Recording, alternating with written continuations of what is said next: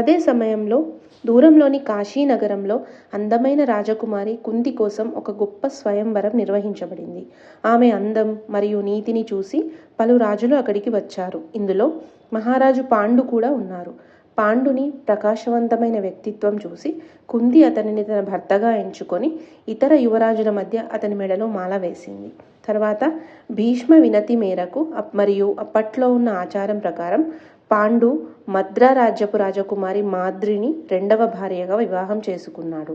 అదే సమయంలో చిన్న గాంధార్ రాజ్యంలో గాంధారి అనే పొడవైన మరియు అందమైన రాజకుమారికి వేదవ్యాస్ నుండి 100 కుమారులను ప్రసవించే వరం లభించింది. కురువంశం ప్రయోజనార్థం భీష్ముడు ధృతరాష్ట్రుడితో గాంధారిని వివాహం చేయాలనే వివాహ ప్రతిపాదనను గాంధార్కు పంపించాడు. వారి వివాహ దినంలో గాంధారి తన కళ్ళను శాశ్వతంగా కప్పివేయాలని ఒక గొప్ప ప్రతిజ్ఞ చేసింది. ఆమె జీవితంలో తన భర్తతో కలిసి నిలబడాలని మరియు తన భర్తను సమర్థించేందుకు ధర్మపత్నిగా తన బాధ్యతను అంగీకరించిందని ఈ ప్రతిజ్ఞ భావించబడుతుంది.